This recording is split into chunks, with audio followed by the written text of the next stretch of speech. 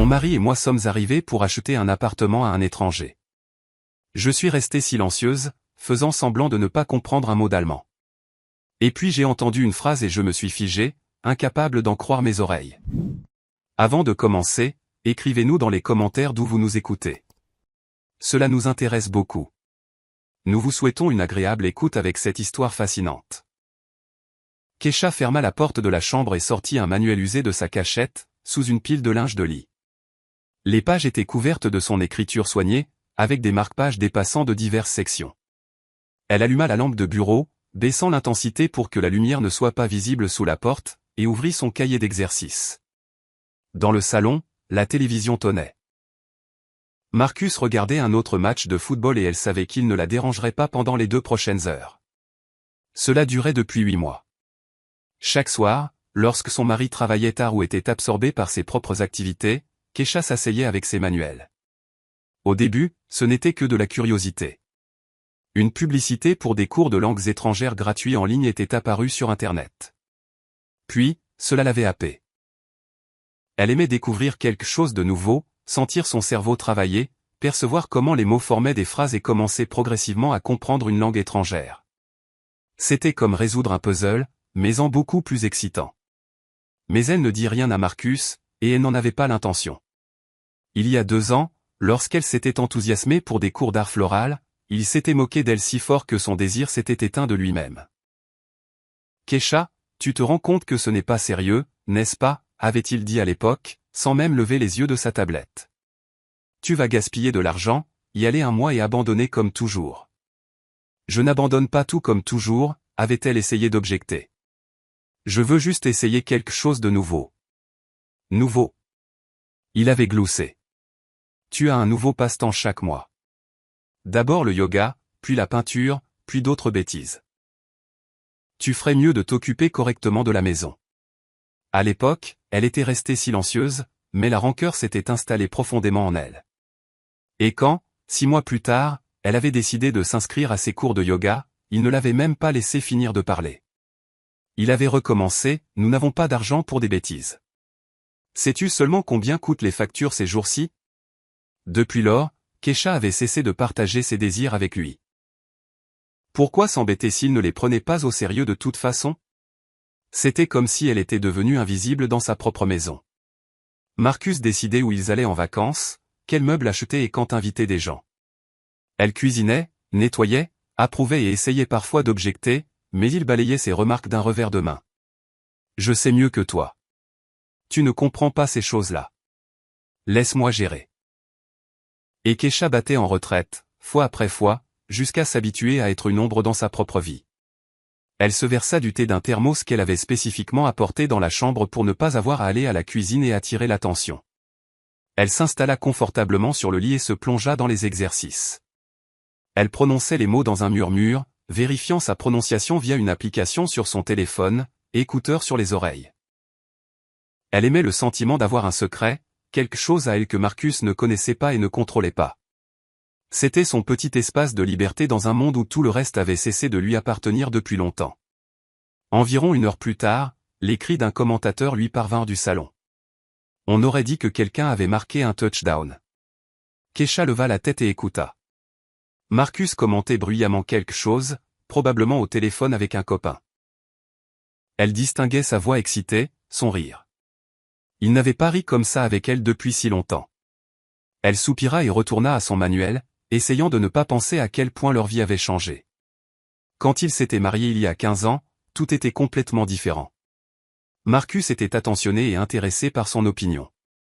Ensemble, ils rêvaient de l'avenir, se promenaient le soir en se tenant la main, faisaient des projets et riaient de broutilles. Il l'appelait son rayon de soleil et disait quelle était la meilleure chose qui lui soit jamais arrivée. Kesha croyait chaque mot. Elle était heureuse juste d'être près de lui, écoutant ses rêves de carrière, de grandes maisons et des enfants qu'ils auraient un jour. Mais au fil des années, quelque chose avait changé. Marcus était devenu plus dur, plus sûr de lui. Il avait commencé à bien gagner sa vie et semblait avoir décidé qu'il avait désormais le droit de diriger unilatéralement leur vie. Kesha travaillait comme comptable dans une petite entreprise.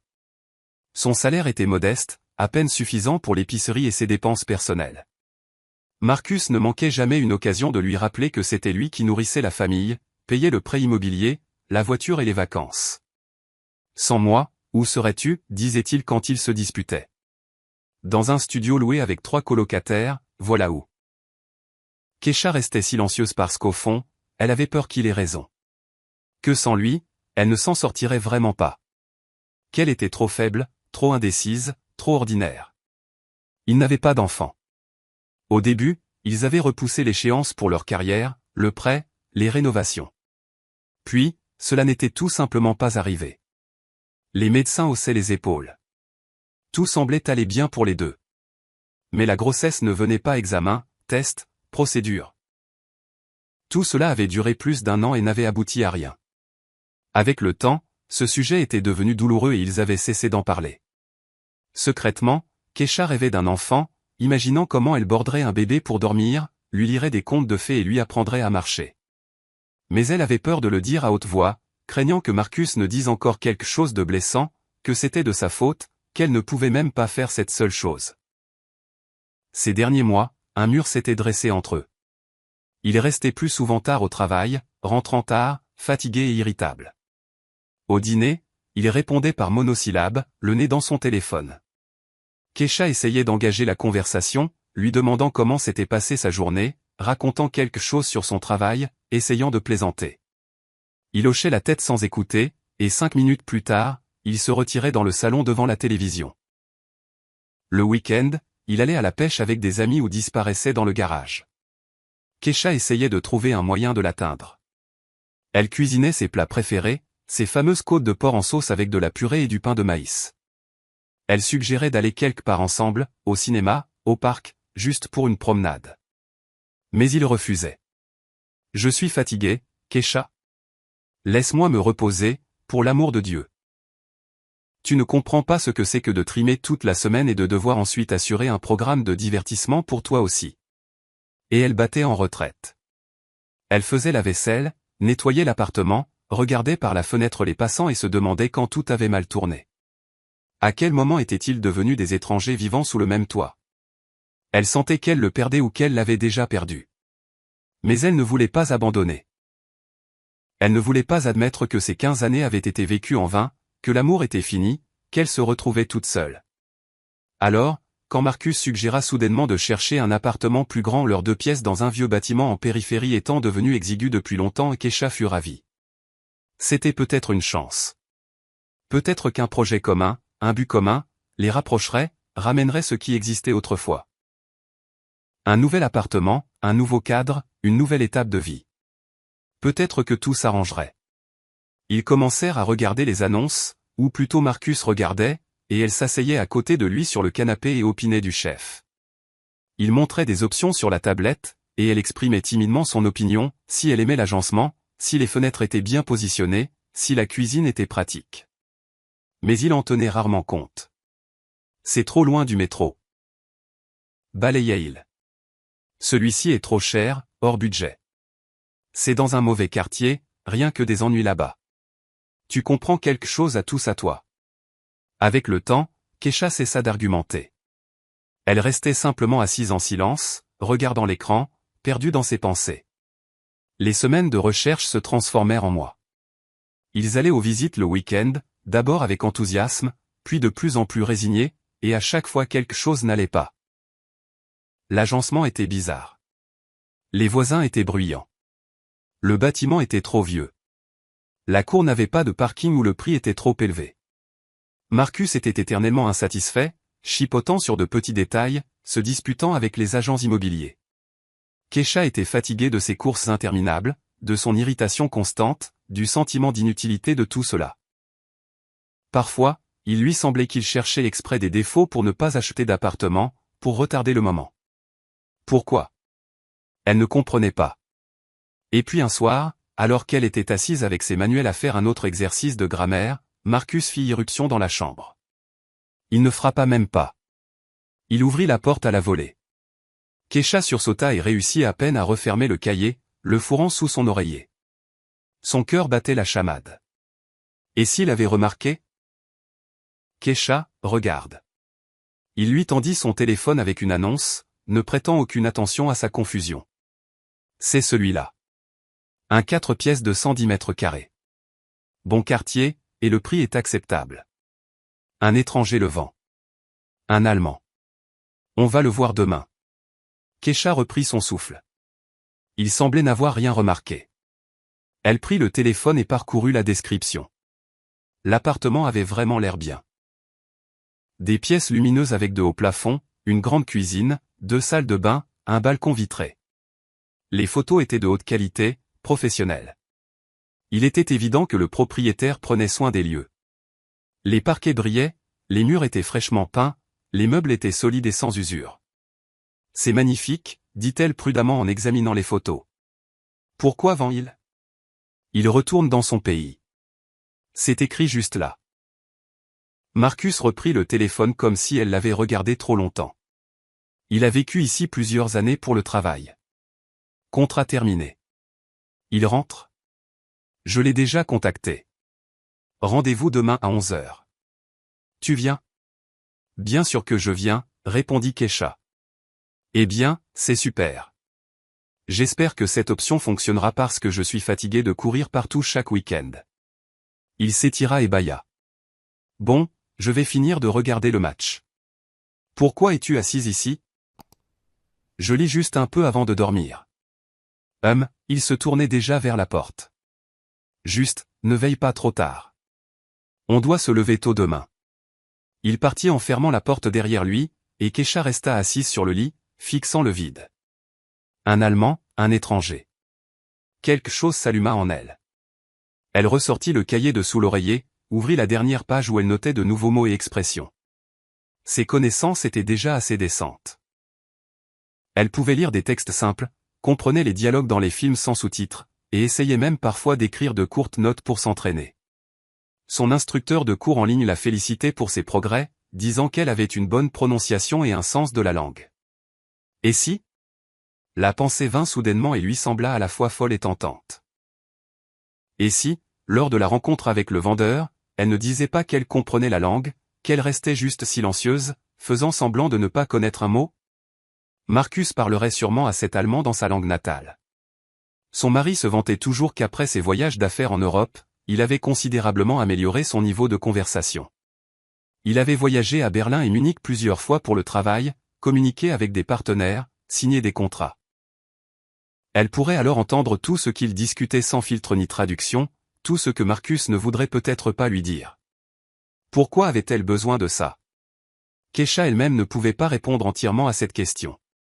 Quelque chose en elle lui disait simplement que c'était nécessaire. Une vague anxiété, une intuition, un sixième sens, appelez ça comme vous voulez. Peut-être voulait-elle vérifier si Marcus était honnête avec elle. Peut-être était-elle simplement fatiguée d'être à l'écart de toutes les décisions et voulait-elle connaître la vérité pour une fois, non filtrée par son interprétation. Ou peut-être voulait-elle simplement utiliser son savoir secret au moins une fois dans sa vie, pour sentir qu'elle n'était pas aussi simple et impuissante qu'il le pensait. Elle se coucha mais ne put s'endormir pendant longtemps. Marcus ronflait à côté d'elle, étalé sur les 3/4 du lit. Kesha restait au bord comme d'habitude, craignant de bouger pour ne pas le réveiller. Quand il ne dormait pas assez, il devenait particulièrement irritable. Elle fixait l'obscurité et pensait au lendemain. Une excitation étrange se mêlait à l'anxiété. Que entendrait-elle demain? Et était-elle prête pour ce qu'elle pourrait entendre? Et s'il s'avérait que c'était quelque chose de terrible, quelque chose après quoi elle ne pourrait plus retourner à son ancienne vie? Mais mon ancienne vie est déjà insupportable de toute façon, pensa-t-elle. Qu'est-ce qui pourrait être pire que de se sentir indésirable, invisible, inutile chaque jour? Le matin, ils partirent tôt. L'appartement était de l'autre côté de la ville, dans un nouveau quartier prestigieux. Dans la voiture, Marcus était concentré, conduisant silencieusement, lançant seulement occasionnellement des commentaires mécontents sur la circulation et sur le fait que personne ne savait conduire. Kesha regardait par la fenêtre les bâtiments défiler, jouant des scénarios de conversation possibles dans sa tête. Elle avait peur. Et si elle ne comprenait pas le discours en direct? Et si elle s'embrouillait et se trahissait? Et si tout cela était une idée stupide et qu'elle se montait la tête pour rien? Pourquoi es-tu si pensive? Demanda soudain Marcus, lui jetant un coup d'œil à un feu rouge. Tu fais la tête. Tu n'aimes déjà pas l'appartement? Non, ça me plaît. Répondit Kesha hâtivement. Je pense juste, et si quelque chose ne fonctionnait pas encore? Ne te stresse pas. C'est une bonne option. J'ai tout vérifié, les documents et l'historique de l'appartement. Tout est propre. Il fit une pause, puis ajouta, ne t'inquiète pas. Au cas où, je traduirai tout. Tu comprends? Avec les étrangers, il faut être prudent. Ils pourraient essayer de nous arnaquer. Ces Européens sont rusés. Ils pensent que nous sommes tous des pigeons ici.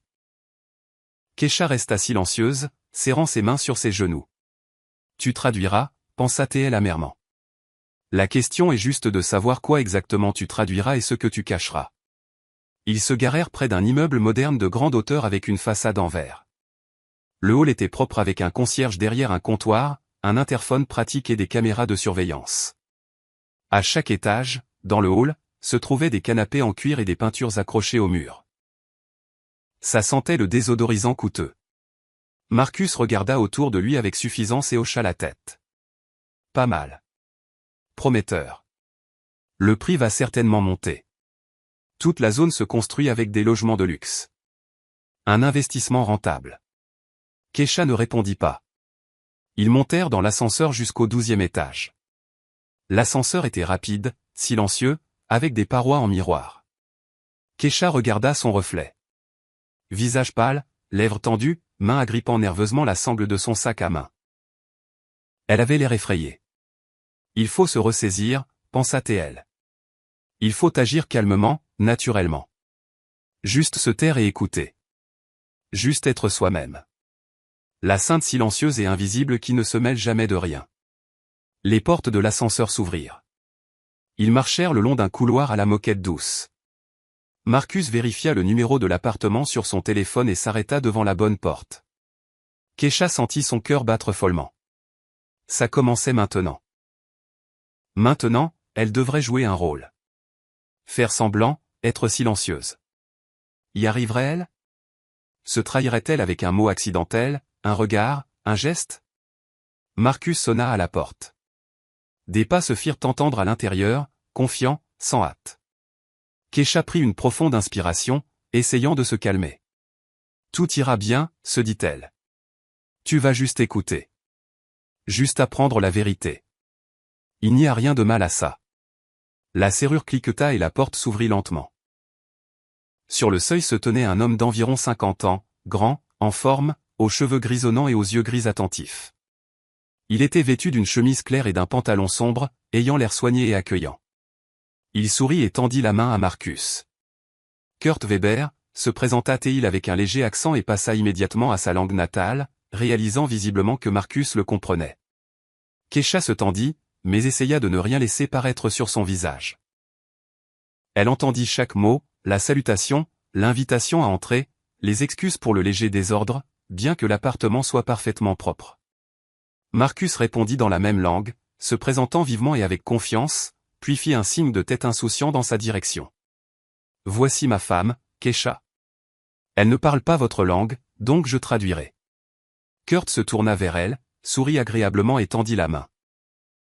Kesha la serra, sourit brièvement en retour et baissa les yeux, jouant la confusion timide. À l'intérieur, tout se serrait de tension. Donc, ça avait commencé.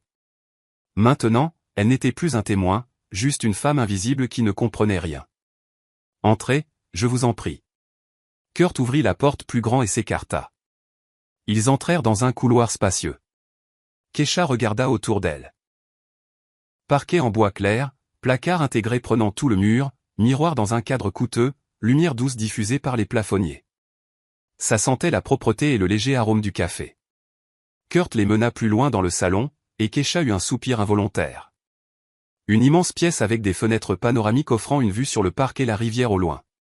Les meubles étaient modernes mais confortables. Un grand canapé d'angle gris. Une table basse en verre et bois. Des étagères le long d'un des murs remplis de livres et de souvenirs. C'est magnifique, ne put-elle s'empêcher de dire en anglais. Marcus traduisit négligemment à Kurt, ajoutant quelque chose de son cru. Kesha écouta attentivement et saisit ce que son mari disait, la femme est impressionnée, mais nous verrons quand même si cela vaut l'argent. Kurt rit, hocha la tête en signe d'accord et commença à faire visiter l'appartement. Ils marchèrent lentement à travers les pièces.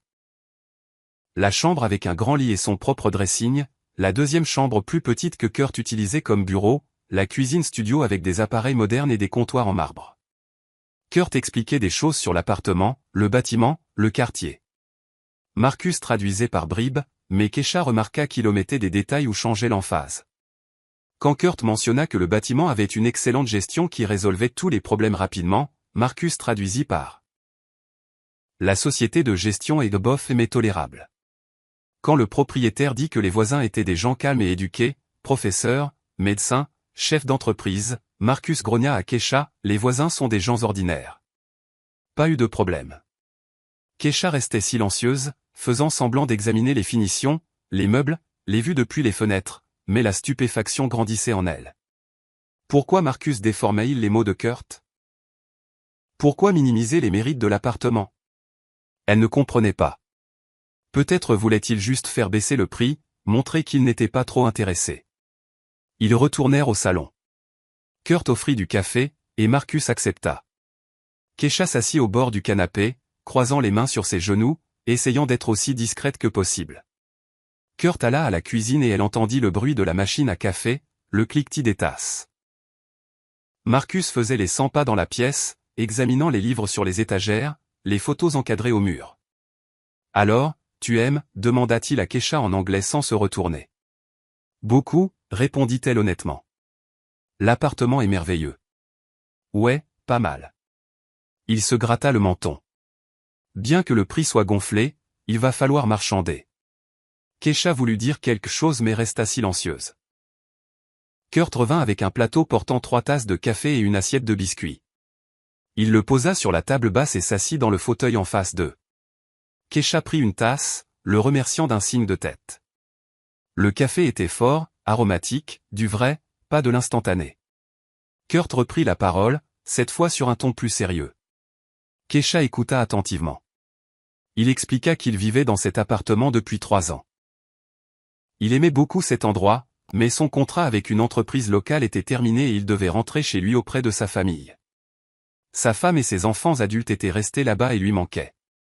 Il parlait chaleureusement avec une légère tristesse, disant qu'il était dommage de se séparer de l'appartement, mais qu'il n'avait pas le choix. Marcus écouta, hocha la tête, puis traduisit brièvement pour Kesha, il dit qu'il part pour le travail. Contrat terminé. Kesha fronça les sourcils intérieurement. Pourquoi ne lui avait-il pas parlé de la famille, du fait que Kurt était triste de partir? Ces détails rendaient le propriétaire plus humain, plus compréhensible, mais Marcus n'avait apparemment pas jugé nécessaire de les transmettre. Ensuite, la conversation porta sur les détails de la transaction. Kurt nomma un prix. C'était élevé mais juste pour un tel appartement dans un tel quartier. Marcus fronça les sourcils et secoua la tête. Trop cher. Dit-il à Kesha en anglais, puis il repassa à l'allemand et commença à négocier avec Kurt. Kesha observait leur conversation. Marcus parlait avec assurance, citant des arguments, le marché immobilier est instable, les prix chutent, ils ont d'autres options moins chères. Kurt objectait doucement mais fermement. L'appartement était en excellent état, la zone était prestigieuse, tous les documents étaient propres, il pouvait emménager immédiatement après la signature. Marcus ne reculait pas, offrant un prix 20% inférieur. Kurt secouait la tête, disant que c'était une trop grosse remise. Il ne pouvait pas accepter. Kesha était assise, serrant la tasse dans ses mains, se sentant superflue, comme si elle n'était pas là du tout, comme si ce n'était pas son appartement, pas sa future maison, pas sa vie. Juste un décor, une figurante silencieuse dans une pièce où tous les rôles étaient déjà distribués. La négociation dura environ 20 minutes. Finalement, ils s'accordèrent sur un prix de compromis légèrement inférieur au prix initial, mais pas assez pour que Kurt soit perdant. Les hommes se serrèrent la main, satisfaits. Marcus afficha un large sourire. « D'accord, dit-il à Kesha. J'ai eu une bonne remise. Tu vois comment il faut leur parler? Ils s'adoucissent immédiatement quand ils sentent que tu n'es pas un pigeon. » Kesha sourit faiblement en réponse. Kurt dit quelque chose et elle tendit l'oreille, écoutant attentivement. Il proposait de discuter des détails, quand effectuer la signature, quel document était nécessaire, comment rédiger au mieux le contrat. Marcus hocha la tête, convenant que oui, tout devait être discuté en détail. Vous comprenez, commença Kurt en s'adressant à Marcus, et Keisha se figea. Les transactions comme celle-ci sont mieux structurées simplement. Moins de paperasse, moins d'implications fiscales dans mon pays. Je peux aider avec les documents. J'ai un contact notaire. Il fera tout rapidement et proprement. Marcus se pencha avec intérêt. Que proposez-vous? Eh bien, par exemple, parla Kurt calmement comme s'il discutait de la météo. Vous pouvez tout mettre au nom d'un seul propriétaire. C'est plus simple avec la banque, avec les déclarations. Vous pourrez régler ça en famille plus tard si vous avez besoin d'ajouter la femme. J'ai fait comme ça avec mon immobilier ici. D'abord tout à mon nom, puis j'ai discrètement distribué les parts plus tard. Pratique et avantageux. Keisha sentit tout se glacer à l'intérieur. Elle serra la tasse si fort que ses jointures blanchirent. Mettre au nom d'un seul propriétaire. Au nom de Marcus sans elle. Marcus était silencieux, comme s'il considérait la suggestion. Puis il hocha lentement la tête. Ça semble raisonnable en effet. Pourquoi compliquer les choses? Je vais y réfléchir. Bien sûr, c'est à vous de décider, Kurt écarta les mains. Je partage juste mon expérience. Vous avez le temps de réfléchir. Je peux envoyer les coordonnées du notaire. Il expliquera plus en détail si cela vous intéresse. Oui, envoyez-le, s'il vous plaît. Keisha restait immobile, essayant de ne pas trahir ses émotions. Une tempête faisait rage à l'intérieur. Marcus ne lui avait pas dit un mot de cette conversation. Il n'avait pas traduit. Il avait fait semblant que rien d'important ne s'était passé, continuant juste à discuter gentiment avec Kurt des rénovations, des meubles, de ce qui resterait dans l'appartement et de ce que Kurt emporterait. Elle regardait son mari, son visage confiant, la façon dont il s'adossait nonchalamment au canapé, gesticulant en racontant quelque chose à Kurt. Il avait l'air satisfait, détendu, tandis qu'elle était assise à côté de lui, sentant le sol se dérober sous ses pieds.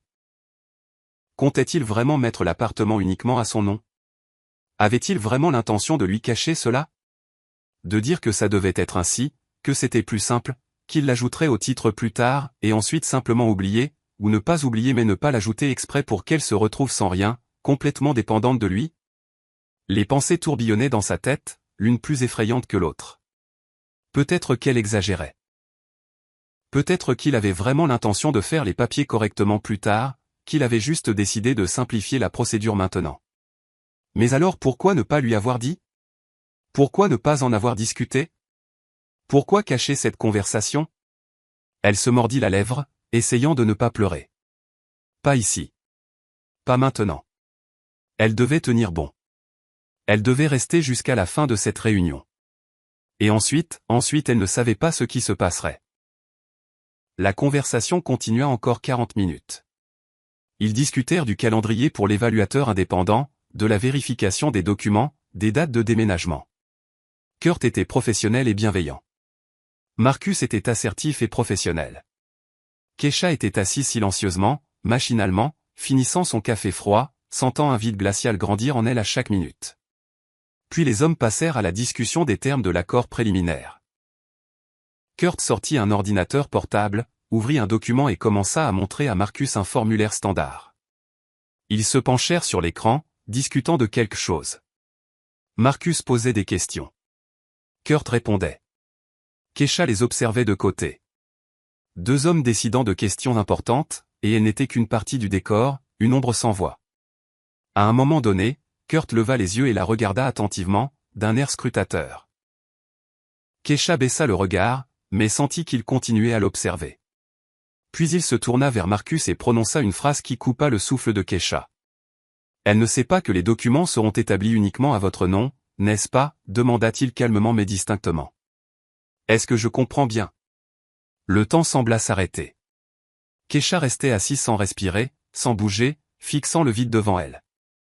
À l'intérieur, tout se brisa. Marcus ne fut pas embarrassé. Il ne tressaillit même pas. Il gloussa juste et secoua la tête. Quelle différence cela fait-il, dit-il dans la même langue, agitant la main avec désinvolture. Elle ne comprend rien de toute façon. Et honnêtement, ce ne sont pas ses affaires. Je gagne l'argent, je paie et je décide. Elle vit juste là et profite de ce que je fournis. Donc, tout va bien. Ne vous inquiétez pas. Kurt hocha la tête, mais quelque chose comme le doute ou la désapprobation traversa son visage. Cependant, il resta silencieux et retourna à l'écran de l'ordinateur. Keisha continuait de rester immobile, mais à l'intérieur, tout bouillonnait. Le choc, la douleur, la rage, le désespoir, tout se mélangeait en une boule coincée quelque part dans sa gorge, rendant la respiration difficile. Elle ne comprend rien. Ce ne sont pas ses affaires. Elle vit juste là et profite. Voilà comment il la voyait. Voilà comment il la considérait. Pas comme une épouse, pas comme une partenaire, pas comme un être humain, mais comme un animal de compagnie qu'il faut nourrir et promener, mais qui n'a pas droit à la parole. 15 ans de mariage. 15 ans qu'elle cuisinait ses repas, faisait sa lessive, nettoyait, soutenait, tolérait ses humeurs, sa négligence, sa condescendance. 15 ans qu'elle espérait qu'il changerait, que tout s'arrangerait, qu'il serait proche à nouveau. Et lui? Il ne jugeait même pas nécessaire de l'informer que l'appartement, leur appartement commun, serait titré uniquement à son nom. Elle serra les dents si fort que sa mâchoire lui fit mal, mais elle ne montra aucun signe.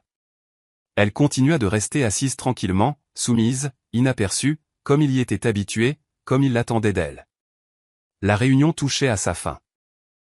Marcus et Kurt échangèrent leurs numéros, convinrent de s'appeler dans quelques jours pour coordonner la date du prochain rendez-vous avec le notaire. Kurt fut poli et courtois, les raccompagna à la porte, serra à nouveau la main de Marcus et fit un signe de tête à Keisha avec un sourire. Ils descendirent dans l'ascenseur en silence. Marcus fredonnait quelque chose dans sa barbe, clairement satisfait. Ils sortirent dans la rue. Le soleil brillait vivement. Il faisait chaud et frais comme au printemps. Des gens marchaient sur les sentiers. Des enfants jouaient sur une aire de jeu à proximité. Une journée ordinaire, une vie ordinaire. Keisha marchait à côté de son mari, ayant l'impression d'être tombée dans une réalité parallèle. Tout autour semblait normal, mais un ouragan faisait rage en elle. Ils montèrent dans la voiture. Marcus démarra le moteur, mit de la musique pop entraînante. Alors, Keisha, bel endroit, non? Demanda-t-il en sortant du parking. Je t'avais dit qu'on trouverait une option décente. Cet Allemand s'est avéré raisonnable. Pas comme ces radins qu'on a vus avant. Il a baissé le prix sans problème. J'ai bien géré, n'est-ce pas? Keisha regarda par la fenêtre. À l'intérieur, elle bouillonnait, mais sa voix, quand elle parla, sonnait calme, presque indifférente.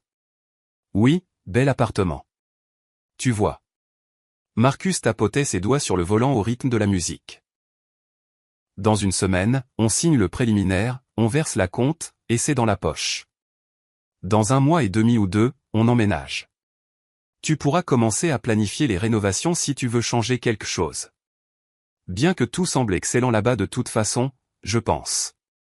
MMH fut tout ce que Keisha put sortir. Marcus ne remarqua rien. Il continua de bavarder sur l'appartement, sur la chance que tout s'arrange, combien il était content que ce problème soit enfin résolu. Keisha écoutait d'une oreille distraite. Elle repassait encore dans sa tête ces phrases entendues dans l'appartement de Kurt. Les documents seront établis uniquement à votre nom. Elle ne comprend rien. Ce ne sont pas ses affaires. Chaque mot coupé comme un couteau. Elle avait vécu dans l'illusion pendant tant d'années qu'ils étaient une famille, qu'ils étaient ensemble, qu'ils se souciaient d'elle. Et il la gardait juste comme une gouvernante pratique qui n'objectait pas, ne demandait rien, n'interférait pas. La nausée lui monta à la gorge. Elle ferma les yeux, essayant de se ressaisir. Ne pas pleurer maintenant. Ne pas montrer de faiblesse. Il fallait réfléchir. Il fallait décider quoi faire ensuite. Ils arrivèrent à la maison. Marcus s'affala immédiatement sur le canapé et alluma la télé. Keisha alla à la cuisine, se versa de l'eau et la but d'un trait. Ses mains tremblaient. Elle posa le verre dans l'évier et s'appuya contre le comptoir, regardant par la fenêtre les cours grises de leur quartier. Et maintenant? Que peut-elle faire? Si elle lui demande directement pourquoi il veut mettre l'appartement à son nom, il trouvera sûrement une belle explication. Il dira que c'est plus simple pour les impôts, qu'il mettra tout à leurs 2 noms plus tard, qu'elle ne comprend pas ses affaires et de ne pas s'inquiéter. Et elle? Elle le croirait probablement parce qu'elle veut croire, parce que c'est effrayant d'admettre que la personne avec qui elle a vécu la moitié de sa vie n'est pas celle qu'il prétend être. Mais maintenant elle connaît la vérité.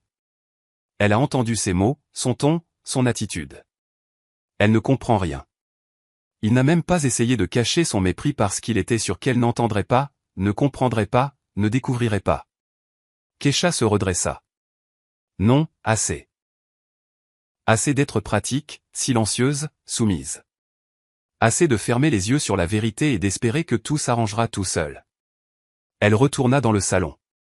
Marcus regardait un talk show, riant aux blagues de l'animateur. Kesha s'arrêta dans l'embrasure de la porte, le regardant.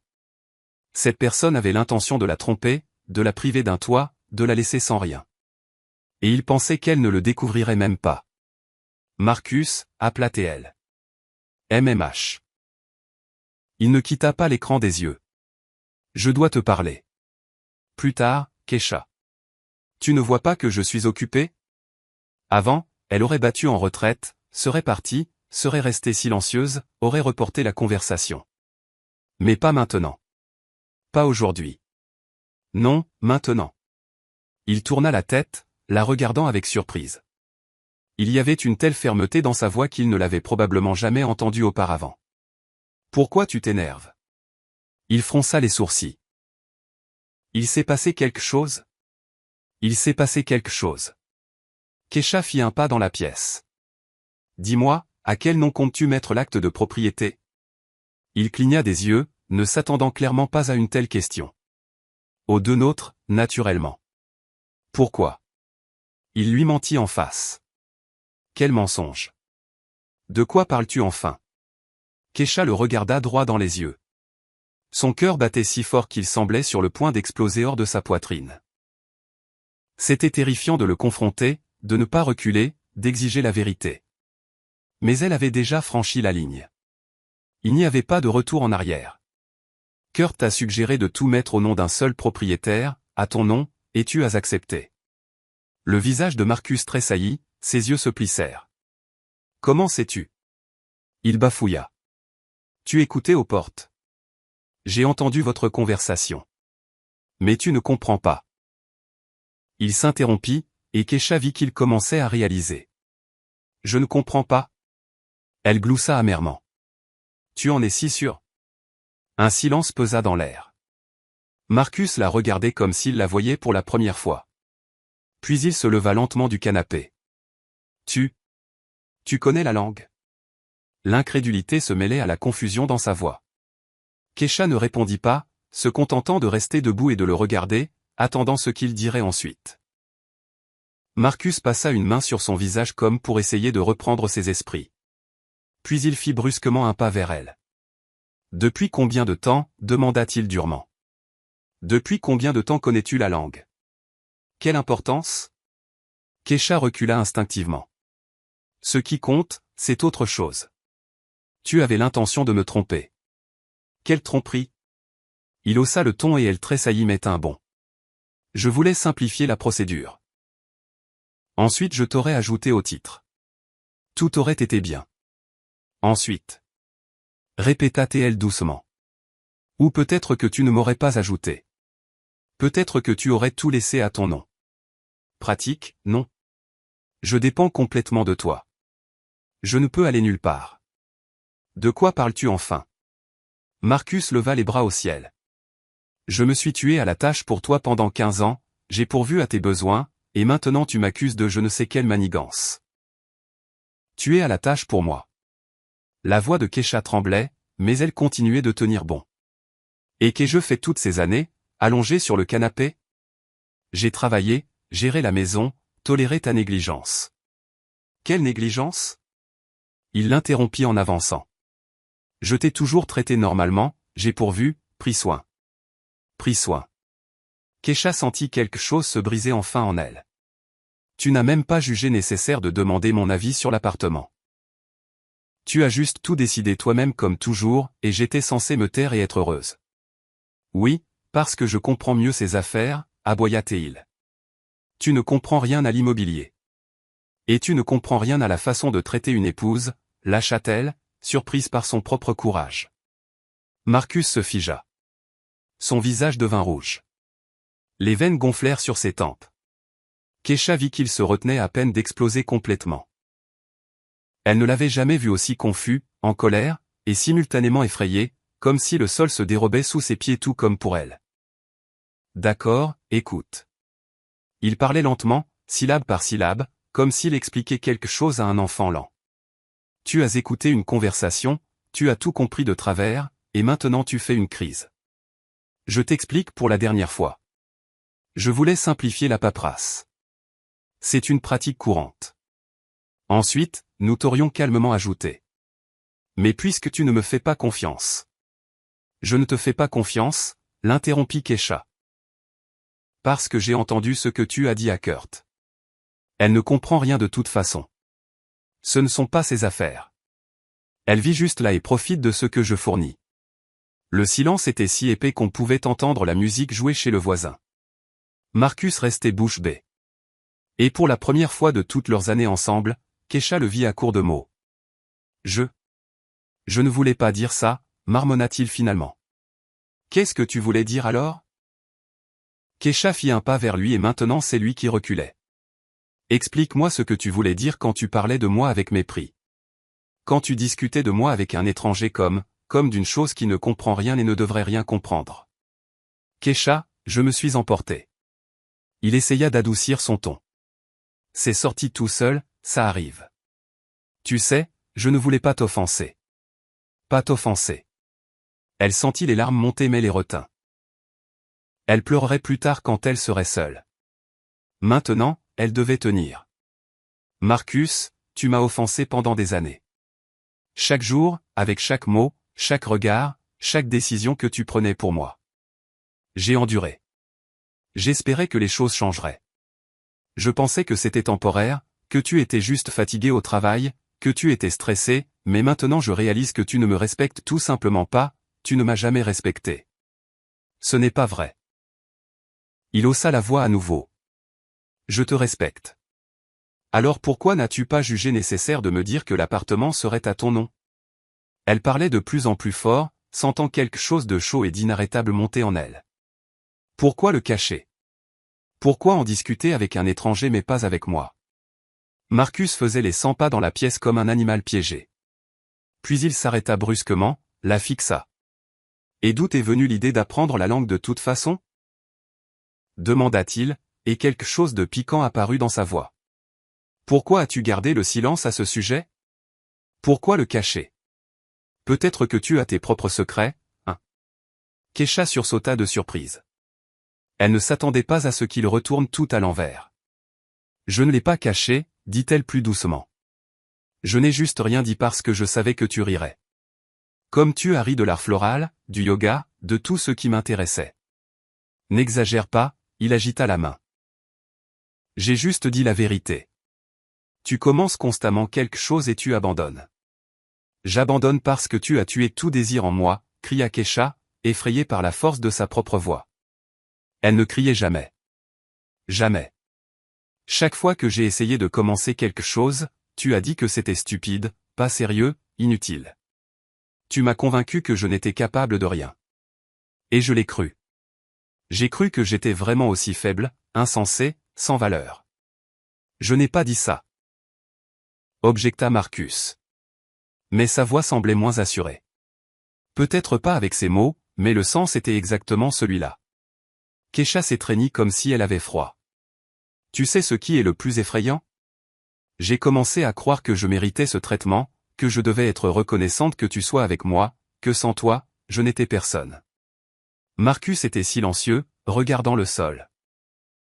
Kesha attendait qu'il dise quelque chose, réfute, prouve qu'elle avait tort, mais il se taisait. Dis quelque chose au moins, demanda-t-elle avec lassitude. Il leva la tête, et elle vit quelque chose de nouveau dans ses yeux. Pas de la colère, pas de l'irritation, mais une certaine confusion mêlée d'agacement. Qu'est-ce que tu veux entendre? Demanda-t-il d'une voix sourde. Que je suis un mauvais mari? Que je t'ai fait du mal? D'accord, peut-être que je l'ai fait, mais j'ai essayé.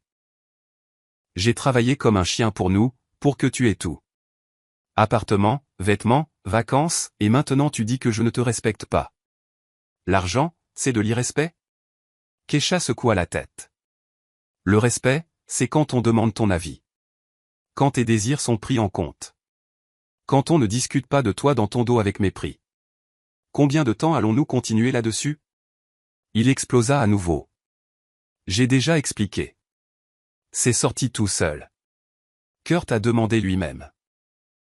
J'ai répondu sans réfléchir. Sans réfléchir? Kesha sourit amèrement. Quand une personne parle sans réfléchir, elle dit la vérité. Ce qu'elle pense réellement. Et tu as montré ce que tu penses réellement de moi. Marcus serra les poings et pendant un moment, Kesha eut peur. Et s'il la frappe? Mais il se tourna seulement et marcha vers la fenêtre, fixant la rue. Tu exagères, dit-il sans se retourner. Tu fais d'une mouche un éléphant. Je suis un bon mari. Je soutiens la famille. Je ne bois pas. Je ne cours pas les filles. Beaucoup à ta place seraient heureuses. Beaucoup à ma place seraient partis depuis longtemps, répondit Kesha doucement. Il se retourna brusquement. Quelque chose de dangereux traversa ses yeux. Qu'est-ce que tu as dit? J'ai dit que beaucoup à ma place seraient partis depuis longtemps. Elle parlait lentement, clairement, et avec chaque mot se sentait devenir plus forte, parce que vivre avec une personne qui ne vous respecte pas, qui vous considère comme un fardeau, est insupportable. Tu me menaces de divorce? Marcus fit un pas vers elle, le visage tordu. Sérieusement? Pour une phrase que tu as entendue par hasard? Pas pour une phrase. Kesha secoua la tête. Pour 15 ans durant lesquels j'ai été invisible dans ma propre maison. Pour le fait que tu avais l'intention de me priver d'un toit. Pour le fait que même maintenant, tu ne comprends pas ce que tu as fait de mal. Je ne t'ai privé de rien. Il hurla. Je voulais simplifier la paperasse. Tu voulais me tromper. Cria Kesha en retour et sa voix se brisa. Parce que tu pensais que j'étais stupide, que je ne découvrirais pas, que je ne comprendrais rien, parce que tu es habitué à ce que je sois silencieuse et d'accord avec tout. Ils se tenaient face à face, respirant tous deux lourdement, tous deux à bout. Dehors, quelqu'un klaxonna. Des enfants criaient dans la cour. La vie continuait, mais la leur s'effondrait. Je ne comprends pas ce qui se passe, marmonna finalement Marcus. Et pour la première fois dans toute cette conversation, la confusion, presque l'impuissance, résonna dans sa voix. On vivait normalement. Tout allait bien. D'où sort tout ça? Tout allait bien pour toi, dit Kesha doucement. Pour moi? Non, pas depuis longtemps. J'ai juste gardé le silence. Enduré. Espérer. Espérer quoi? Que tu me remarquerais. Elle sentit les larmes percer quand même et ne les retint pas, que tu te souviendrais de qui j'étais quand nous nous sommes rencontrés. Que tu m'aimerais à nouveau. Mais toi, tu as cessé d'aimer il y a longtemps. Je ne voulais juste pas l'admettre. Marcus resta silencieux et son visage changea lentement. La colère partit, laissant derrière elle autre chose. De la fatigue, de la culpabilité, ou juste du vide? Peut-être, dit-il finalement, et ses mots sonnèrent comme un verdict. Peut-être que tu as raison. Je ne sais pas. Je suis fatigué, Kesha. Fatigué du travail, des problèmes, de tout. Et toi? Tu étais toujours quelque part en arrière-plan, pratique, familière. Je ne pensais pas que tu étais malheureuse. Je pensais que tout te convenait. Rien ne me convenait, murmura-t-elle. Mais tu n'as pas demandé. Il hocha la tête, retourna au canapé, s'assit lourdement, couvrit son visage de ses mains. Kesha se tenait au milieu de la pièce et ne savait pas quoi faire ensuite. Il ne restait plus de force pour crier ni pour pleurer. À l'intérieur ne restait qu'un vide essoré et une étrange clarté. Et maintenant, demanda Marcus sans lever la tête. Je ne sais pas, répondit Kesha honnêtement. Mais nous n'achèterons pas l'appartement. Du moins pas à Kurt et pas comme tu le voulais. Il leva la tête, la regarda. Donc, l'affaire est annulée? Oui, dit-elle fermement sans hésitation. Je n'accepterai pas l'achat s'il est titré uniquement à ton nom. Et de toute façon, j'ai besoin de temps pour réfléchir à nous, pour savoir s'il y a un sens à continuer. Tu veux divorcer? Il déclara sans poser de questions. Je ne sais pas ce que je veux. Kesha marcha vers la fenêtre, regarda la cour, l'air de jeu, le banc où des dames âgées étaient assises. Je sais seulement que je ne peux plus continuer comme ça. Je ne veux pas. Et que vas-tu faire? La moquerie apparut dans sa voix. Partir, louer une chambre avec ton salaire, vivre seul dans un trou en banlieue. Elle se tourna vers lui, vit qu'il essayait de reprendre le contrôle, de revenir à l'ancienne tactique, intimider, montrer que sans lui elle périrait. Avant, cela fonctionnait, mais pas maintenant. Peut-être, dit-elle calmement. Mais ce sera mon trou, ma vie, mon choix. Marcus ouvrit la bouche pour objecter, mais se coupa. Puis il agita la main, se leva du canapé. Fais ce que tu veux, lança-t-il. Je vais chez Jamal. Je crèche chez lui. Réfléchis bien. Et toi? Tu réfléchis à tes décisions ici. Peut-être que tu reviendras à la raison. Il alla dans la chambre. Kesha l'entendit sortir un sac, y jeter des affaires. Puis il sortit sans même regarder dans sa direction et claqua la porte. Silence. Kesha resta près de la fenêtre et le regarda sortir de l'entrée de l'immeuble, monter dans la voiture, s'éloigner, et ce n'est que lorsque la voiture disparut au coin de la rue qu'elle s'autorisa à glisser au sol et à éclater en sanglots. Elle pleura longtemps de douleur, de soulagement, de peur de l'avenir, de l'amertume des espoirs brisés. Les larmes coulaient et coulaient, et il semblait qu'elle ne finirait jamais. Puis, progressivement, les sanglots s'apaisèrent, sa respiration redevint régulière. Kesha essuya son visage avec sa manche, se leva du sol, alla dans la chambre. C'était le désordre. Marcus avait sorti des affaires du placard à la hâte sans fermer les portes. Kesha rangea machinalement, plia le linge tombé, puis prit son carnet et son manuel de la cachette. Elle s'assit sur le lit ouvert à la dernière page. Demain, elle appellerait Kurt, expliquerait la situation, dirait qu'ils avaient changé d'avis pour l'achat de l'appartement, s'excuserait pour le temps perdu, et ensuite elle ne savait pas. Mais pour la première fois depuis de nombreuses années, elle sentait que sa vie lui appartenait à nouveau. Elle prit un stylo et écrivit plusieurs phrases sur une nouvelle page dans la langue qu'elle étudiait secrètement. Les mots s'assemblaient facilement, naturellement. Je suis plus forte que je ne le pensais. Je vais gérer ça. Je vais réussir. Dehors, le soleil se couchait, peignant le ciel de tons roses et orange. Kesha regarda ce coucher de soleil et pensa que demain serait un nouveau jour, le premier jour de sa nouvelle vie.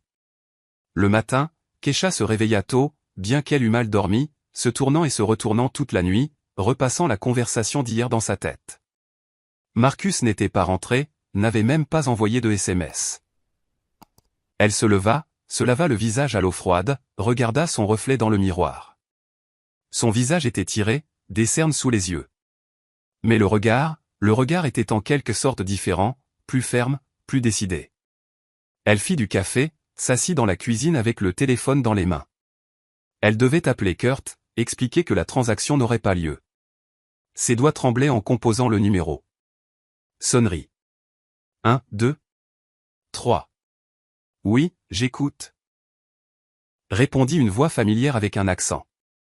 Kesha prit une profonde inspiration et parla dans sa langue, lentement, essayant de choisir les bons mots. Kurt, c'est Kesha. Nous avons regardé votre appartement hier avec mon mari. Une pause pesa dans l'air. Puis il répondit, et une surprise sincère résonna dans sa voix. Kesha, vous parlez allemand? Oui. Elle sentit la tension se relâcher un peu. Je suis désolé de ne pas l'avoir dit hier. Les circonstances ont fait que... Je comprends. Il fit une pause. Donc, vous avez entendu notre conversation avec votre mari. Chaque mot. Une autre pause, plus longue cette fois. Je suis vraiment désolé, dit-il finalement, et sa voix semblait sincère. Je n'aurais pas dû accepter une telle combine. C'est juste que votre mari était si insistant, et je me suis dit, eh bien, c'est leur affaire de famille. Mais je me sentais mal à l'aise. Très mal à l'aise. Vous n'êtes pas à blâmer. Kesha regarda par la fenêtre le ciel gris du matin. J'appelle pour dire que nous n'achèterons pas l'appartement. Désolé pour le temps perdu. Attendez, dit Kurt rapidement. Mais vous-même. Voulez-vous l'acheter vous-même? Kesha était confuse. Que voulez-vous dire? Eh bien, vous aimiez l'appartement, j'ai vu, et il est vraiment bien. Peut-être voulez-vous l'acheter sans le mari. Je n'ai pas ce genre d'argent, admit-elle. je travaille comme comptable. Le salaire est petit. Je ne peux pas économiser pour un tel appartement. Et un prêt hypothécaire, un crédit? Je ne sais pas, Keisha se frotta l'arête du nez. Je ne me suis jamais occupé de ça. Marcus décidait toujours de tout. Écoutez. Kurt parla plus doucement, avec sympathie. Je comprends que les choses sont difficiles pour vous en ce moment, mais si vous avez vraiment besoin d'un appartement, essayons de trouver une issue. Je peux baisser un peu le prix, et je peux attendre pendant que vous organisez un prêt. J'ai le temps. Je ne suis pas si pressé de vendre. Keisha sentit quelque chose de chaud, comme de l'espoir, naître en elle. Pourquoi voulez-vous m'aider? Parce que hier, quand je vous ai regardé, j'ai vu ma fille. Il soupira. Elle était aussi dans une situation similaire il y a quelques années. Son mari décidait aussi tout pour elle. La gardait dans l'ignorance aussi. Elle l'a quitté, a commencé une nouvelle vie. Elle est heureuse maintenant. Et j'ai pensé que peut-être je peux vous aider au moins un petit peu aussi. Les larmes lui montèrent à la gorge à nouveau, mais Keisha se retint. Merci, murmura-t-elle. Merci beaucoup. Je vais y réfléchir. J'ai besoin de temps pour tout comprendre. Bien sûr. Appelez quand vous serez prête. Et si vous avez besoin d'aide avec les documents ou des conseils, demandez. Je connais une bonne avocate spécialisée dans ces cas. Ils se dirent au revoir. Keisha posa le téléphone sur la table et couvrit son visage de ses mains. Acheter l'appartement elle-même, seule sans Marcus. Cela semblait irréel, effrayant et simultanément tentant. Son propre logement, sa propre maison, sa propre vie. Les jours suivants passèrent dans un brouillard. Marcus revint 3 jours plus tard, sombre et silencieux. Ils ne se parlaient presque pas. Il rentrait tard, partait tôt, dormait sur le canapé. Keisha évitait aussi les conversations. Elle avait besoin de temps pour réfléchir, pour tout peser, pour prendre une décision. Elle commença à étudier les informations sur les prêts hypothécaires, le divorce, la division des biens. Elle lut des forums, consulta des avocats en ligne, calcula ses finances. Le tableau qui émergeait n'était pas le plus rose, mais pas désespéré non plus. Lors d'un divorce, elle pourrait prétendre à la moitié de leur appartement actuel. En vendant sa part à Marcus ou sur le marché libre, elle obtiendrait assez pour un apport. Et avec son salaire stable et son historique de travail, la banque approuverait probablement un prêt pour le montant restant. Une semaine plus tard, elle appela Kurt à nouveau. « Je veux essayer d'acheter l'appartement, dit-elle sans préambule.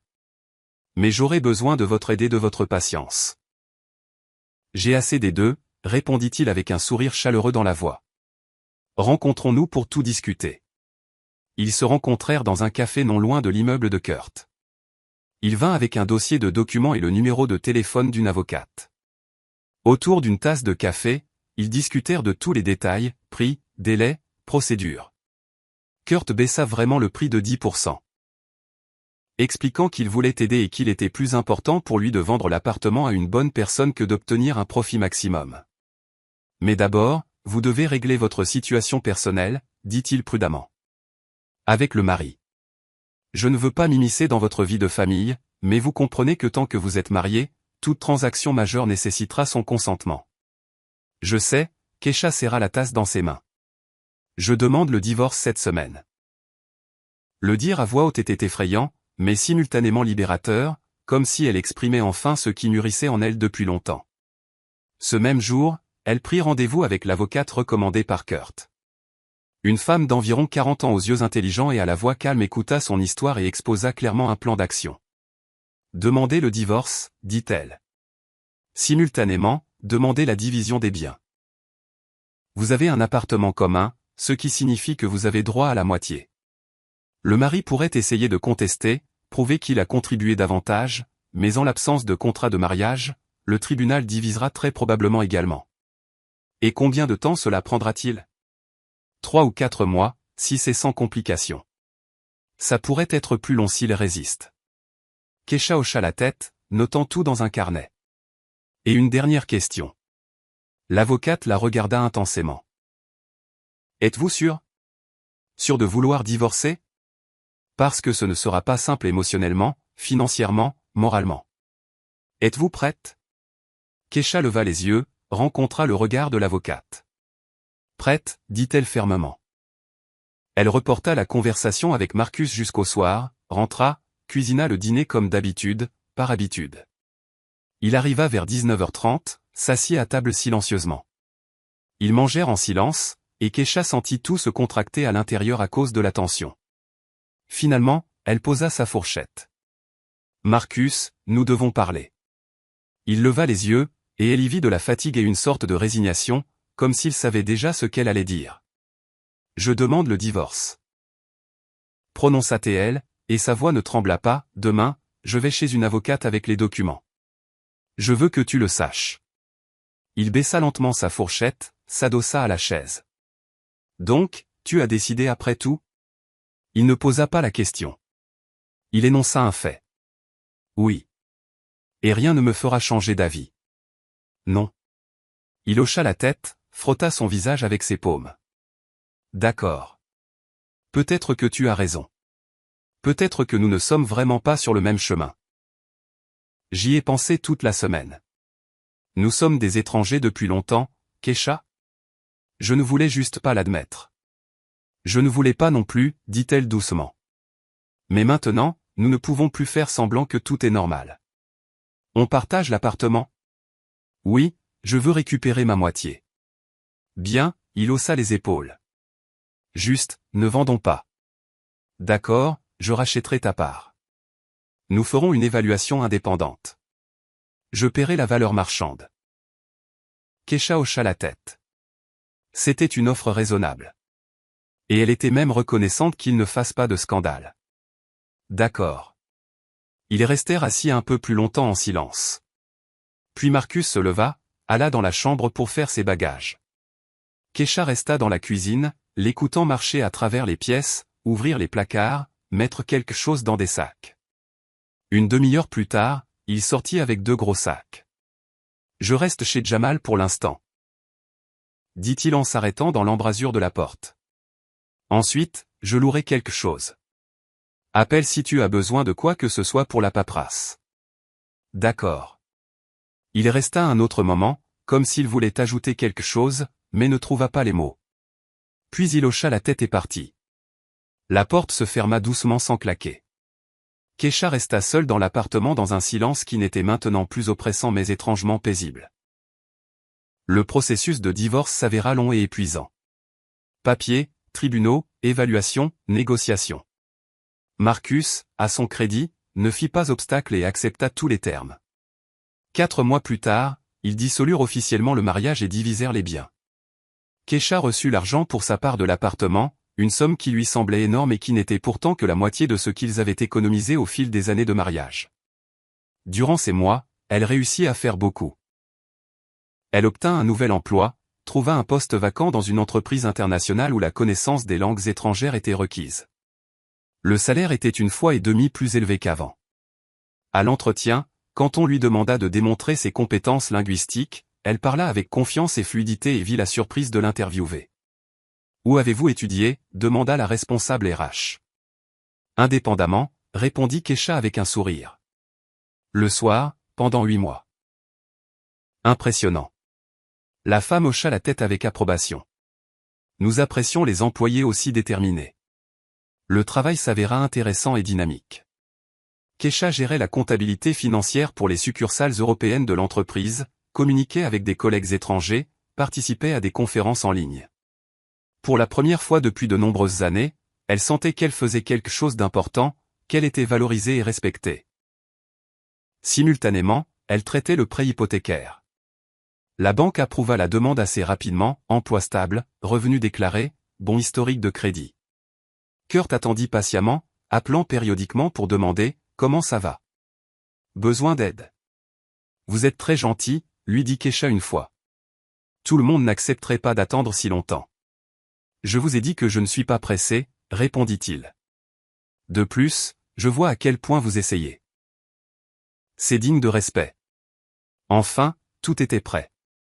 Documents signés, argent transféré, clé remise. Kesha se tenait dans l'appartement vide, son appartement, et ne pouvait pas croire que c'était la réalité. Immense fenêtre, pièce lumineuse, vue sur le parc. Tout cela lui appartenait maintenant, seulement à elle. Kurt laissa une partie des meubles comme promis, le canapé, la table à manger, le lit. Le reste, Keisha l'acheta progressivement, choisissant elle-même selon ses goûts. Accrochant des tableaux, disposant des livres, aménageant le balcon. Chaque petite chose apportait de la joie parce que c'était son choix, sa décision. Elle s'inscrivit à des cours de perfectionnement, un cours intensif sur la comptabilité financière internationale. Les cours avaient lieu le soir et le week-end. Là, elle rencontra des gens intéressants, tout comme elle, qui s'efforçaient de se développer, d'apprendre de nouvelles choses, de changer leur vie. Lors du 3e cours, un homme d'environ 45 ans s'assit à côté d'elle, grand avec un sourire agréable et des yeux attentifs. « Je peux » demanda-t-il en montrant le siège libre à côté. « Bien sûr. » Julian, se présenta-t-il en tendant la main. « Keisha ?» Ils commencèrent à parler après la conférence. Il s'avéra qu'il travaillait aussi dans une entreprise internationale, avait aussi récemment traversé un divorce, essayait aussi de recommencer sa vie. Ils échangèrent leurs numéros, convinrent de préparer les examens ensemble. Les rencontres devinrent régulières. Au début seulement pour étudier, analyser des sujets difficiles, partager des notes, discuter de cas. Puis ils commencèrent à aller dans des cafés après les cours, juste pour parler, échanger des nouvelles. Julian était un auditeur attentif. Il n'interrompait pas, ne donnait pas de conseils non sollicités, écoutait et comprenait simplement. « Tu es incroyable », dit-il une fois quand Keisha lui raconta son histoire. Tout le monde ne déciderait pas d'une telle chose. Recommencer tout à zéro à ton âge. À mon âge? Elle gloussa. J'ai 42 ans. Ce n'est pas si vieux. Exactement. Il sourit. C'est l'âge où tout est encore devant soi. Tu comprends ça? Mais beaucoup ne le comprennent pas. Ils restent coincés dans des relations malheureuses parce qu'ils ont peur du changement. J'avais peur aussi, admit Keisha. Mais il s'est avéré que vivre dans la peur est encore pire. Avec le temps, leur relation devint plus chaleureuse, plus proche. Julian ne précipitait pas les choses, ne mettait pas la pression, était juste là. Il se promenait dans le parc, allait au cinéma, dînait dans de petits restaurants confortables. Keisha apprit à faire confiance à nouveau, à s'ouvrir à nouveau, à s'autoriser à être heureuse à nouveau. Un soir, alors qu'ils étaient assis sur son balcon avec des verres de vin, regardant le coucher du soleil, Julian prit sa main. « Je suis très heureux de t'avoir rencontré, » dit-il doucement. « Moi aussi, » répondit Keisha, et elle sentit les larmes monter, de joie cette fois. Un an s'était écoulé depuis le jour où elle avait entendu cette phrase fatale dans l'appartement de Kurt, une année qui avait complètement bouleversé sa vie. Elle se tenait près de la fenêtre de son appartement, regardant la ville inondée de lumière du soir, et pensait au long chemin qu'elle avait parcouru.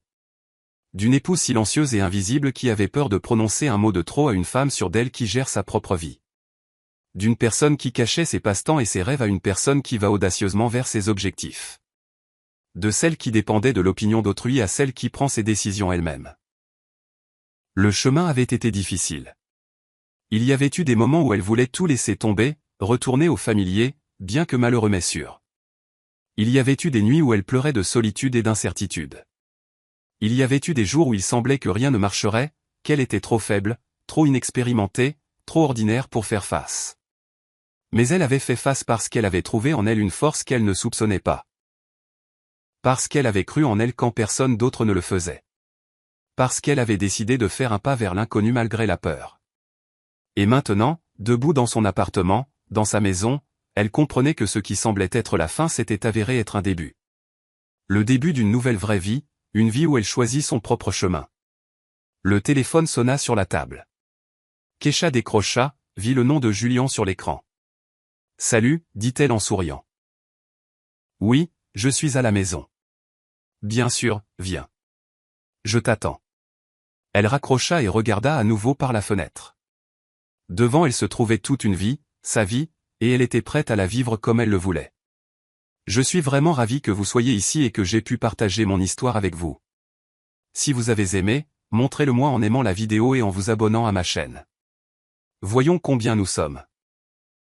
Écrivez dans les commentaires de quelle ville vous regardez et quelle heure il est. Je suis si curieuse de savoir d'où vous nous écoutez, vous tous, gens merveilleux.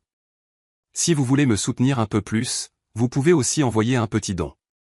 Je partage de nouvelles histoires de vie pour vous chaque jour.